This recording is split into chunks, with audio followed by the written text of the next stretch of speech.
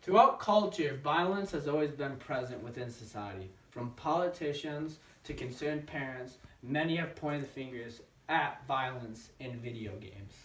But with me being raised and born with video games, I have an act to defend something I've been raised with. And the most natural argument that comes to mind would be, I've been raised with it and all my friends have been raised with it, and none of us shows increased signs of aggression or lack of empathy. So I wanted to do research and find the truth about this topic and see that if violence in video games are caused, I wanted to know that and I wanted to prove it. But the statistics actually show the opposite. Violence is not caused by video games. From the beginning of time, people have been scared of new ideas and change. And you can see this when newspapers first came out. They thought this would decrease social interactions. And in the 1940s, they thought violence was caused by comic books, then Dungeons and Dragons, then rock and roll. And now they're targeting TV and video games. But my research doesn't come from just one website or one journal, but comes from many reliable places of news, such as PBS, CNBC, Times, Washington Post, and the Telegraph, and much more. And all of them post articles saying that there's absolutely no link between violence and video games. Since violence in video games existed, scientists have done research to see how this would affect the community, and they found absolutely no correlations. After doing research and studies through brain scans and questionnaires, they found that the capacity for empathy and aggression was the exact same between a person who doesn't play video games and a person who does play video games. And 165 million Americans play video games and billions around the world. And no other country can find any correlations between these two things, violence and video games. Now, let's look at the statistics behind this. Let's look at the research. From the increase of video games, you would think that crime rates would also go up. So let's look at a graph that shows these. And you can see that this is actually the exact opposite.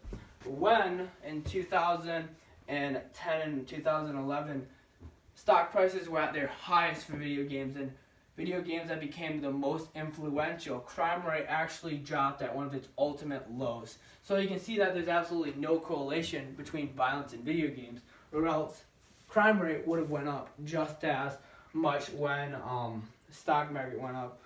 But in 1980, crime rate was at its ultimate highest. And this was when Pac-Man was out. A non-shooter, non-violent, non-graphic video game was out. So you can see that violence from that video game couldn't have affected the 1980s. But after that, in 1991 to 2016, you can see that the crime rate dropped in many different categories, from murder by 45.5%, rape by 30%, robbery by 62%, and assault by 42%.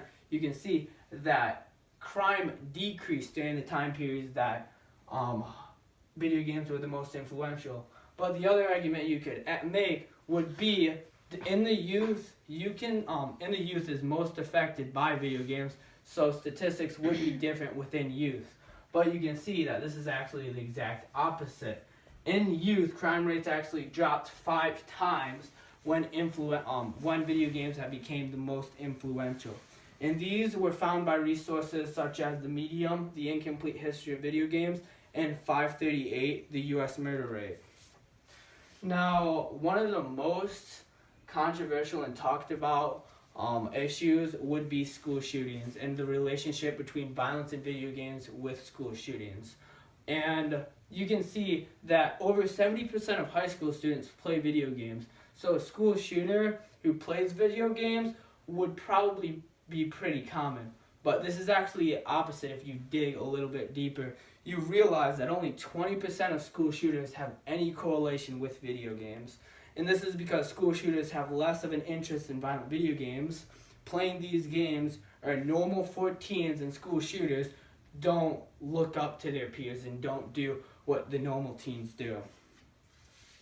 Now, one of the experiments that were performed to show the aggression in violence in video games was tested by a Dr. Christopher Ferguson, and he took 106 random adults and teens and had them play no video games, non-violent video games, and violent video games, and he had them do this for a couple of months and then had them come back and do a frustration test. And what a frustration test is they do a test that makes them frustrated, make them act out more hostile, become more aggressive.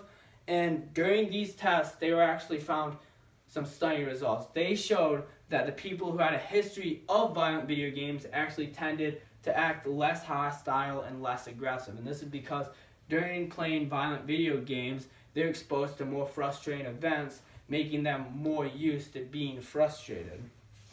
And now for my last example, this would be that the Supreme Court actually signed off saying that there's no violence in video games. From a court case that California wanted to ban violent video games, they actually showed that 7 out of the 9 judges on the Supreme Court stated that there's no correlation between these two. The most right court member and the most left, two most left liberals signed off on this. And when have they ever agreed upon anything? So from the statistics to the experiments to even our own Supreme Court, you can see that there's absolutely no correlation or links between violence in video games. Thank you.